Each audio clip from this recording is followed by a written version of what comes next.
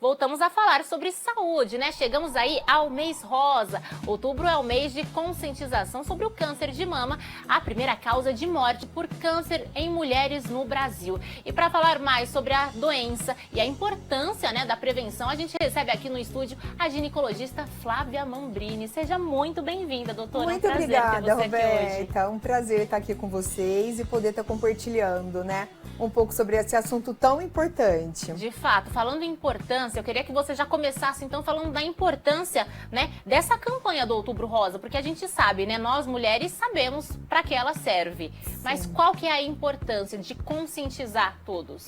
É muito interessante, porque o Outubro Rosa, ele surgiu em 1990 com uma paciente, com uma irmã de uma paciente, a Susan Combs, que era uma paciente.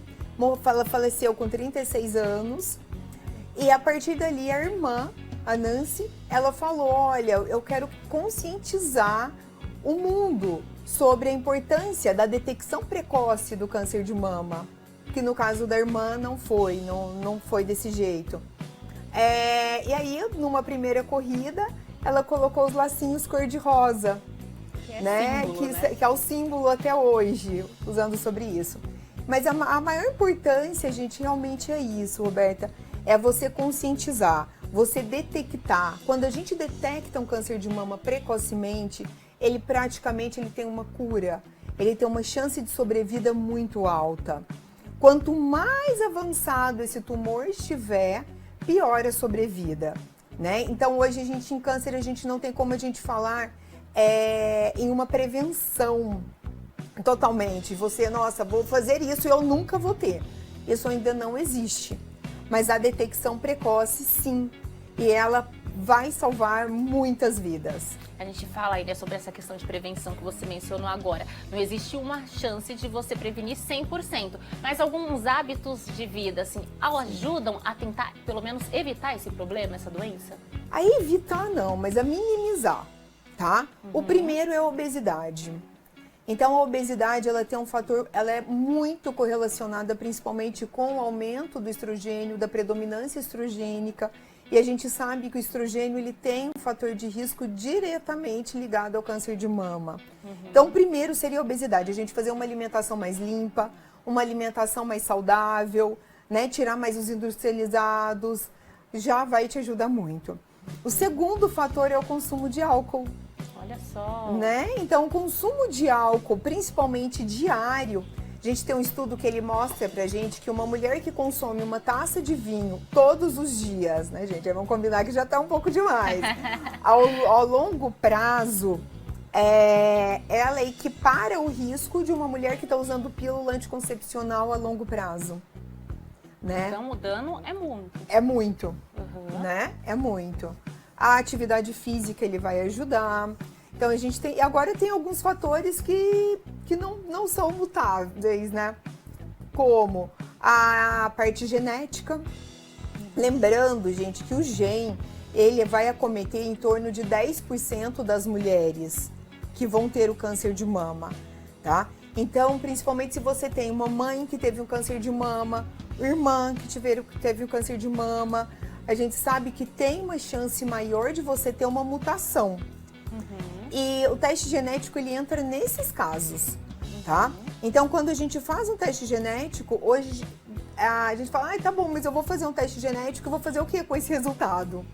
Né? Hoje, no câncer de mama, isso é muito importante. Porque se você tem uma mutação do BRCA1, BRCA2, você consegue estar fazendo a mastectomia profilática.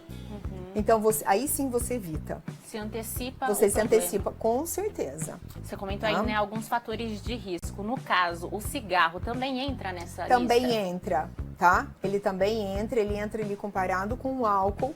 E o cigarro, ele entra muito também com os outros cânceres. Então, câncer de esôfago, câncer de pulmão e em homens o câncer de bexiga. Olha só. Então, o câncer de bexiga está muito relacionado ao cigarro. Quando a gente fala, né, sobre os exames vêm aí para ajudar a gente justamente a detectar se tem algum problema. No caso da mamografia, qual que é a idade ideal para a mulher estar indo fazer, né? Procurar um médico para ter esse exame? Gente, isso aí é um ponto que eu queria até conversar com vocês. No Brasil, a incidência de câncer de mama ela é um pouco diferente do que na Europa e nos Estados Unidos. Então, no Brasil, a gente tem um câncer de mama mais precoce. Então, 41% das nossas mulheres têm um câncer de mama antes dos 50 anos. Olha que dado interessante. Né? E nesse estudo, um estudo que chama Amazona, ele mostra pra gente que 17% das mulheres tiveram câncer de mama antes dos 40. Meu Deus. Então, a mamografia, ela entra extremamente importante para as mulheres acima dos 40 anos, que é o autorizado aqui no Brasil. Abaixo disso, o que a gente precisa estar fazendo? O autoexame, se conhecendo, tá? Então, é a gente mesmo, a grande maioria dos diagnósticos, eles são feitos pelos próprios pacientes. Olha só, então nesse caso, né, do autoexame, que também é um super aliado nessa batalha, como é que faz, doutora, esse autoexame? O autoexame, meninas, a gente tem que estar fazendo ele no período, longe do período menstrual, pelo amor de Deus, senão você vai fazer o toque e vai achar vários nódulozinhos. Então, menstrua, espera ali uns 5, 10 dias e aí você vai fazer esse exame. O ideal é estar fazendo, eu falo assim, criar uma rotina no banho. Então, você passa o sabonete, você analisa a axila, que é muito importante, e vem passando na mama, fazendo como se fosse um alinhamento ali na mama inteira e conhecendo a sua mama, né? Porque se você conhece, você fez o autoexame todos os meses, você fala, gente, isso daqui não tava aqui, tá esquisito, tá estranho. Então você vai conseguir realmente detectar que tem uma alteração. Porque não adianta a gente fazer um ultrassom de mama uma vez por ano. O câncer, ele é rápido, né? E não justificaria a gente estar fazendo ultrassom toda hora também. É verdade. Então, nesse cenário, o autoexame é a melhor solução ali pra gente fazer uma detecção precoce. E é colocar na rotina, né? Como você falou ali no banho, ter o costume de fazer todos os dias. Quando você entra na rotina, vai tomar banho, vai lavar. Se conheça, gente. Se conheça. Isso é muito importante. A gente às vezes fica com receio. Mas eu vou... Não é ficar ali. Você tá se conhecendo, se tocando, né? Vendo como é que tá. Doutora, agora pra gente ir finalizando, né? Queria saber que mensagem você deixa aí pras mulheres, inclusive, gente, a doutora tava contando aqui em off que ela já passou por essa situação, né? Há um bom tempo atrás. Então, que mensagem você deixa aí pra essas mulheres, como paciente também e como profissional da área? Eu tive um câncer de mama, então, com 37 anos, amamentando a minha filha, né? Que é um fator, teoricamente, de proteção. E eu descobri também na palpação. Eu falei, gente, esse ducto não tinha aqui. Tá estranho.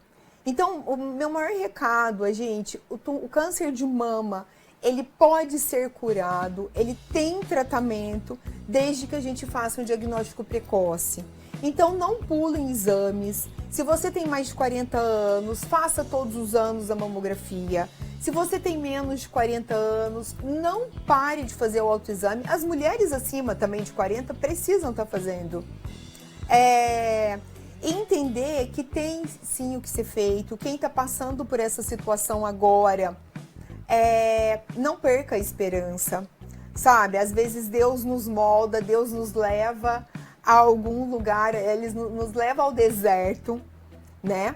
Pra gente passar por algumas situações, para que também depois a gente possa ajudar outras pessoas.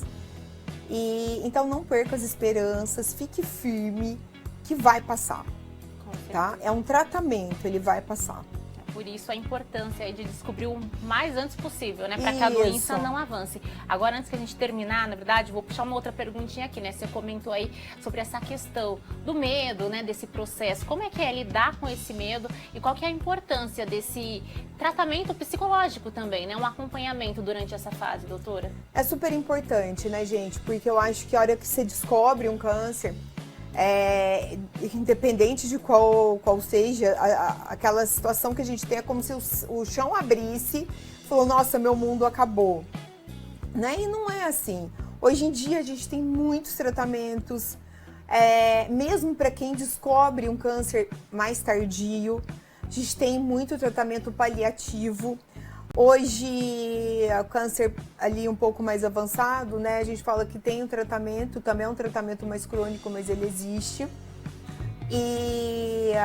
Então, a gente tem que focar E não ter medo, não ter receio. Não vou falar que foi fácil, não vou falar que é fácil, né? Mas ele é um processo e ele tem começo, meio e fim.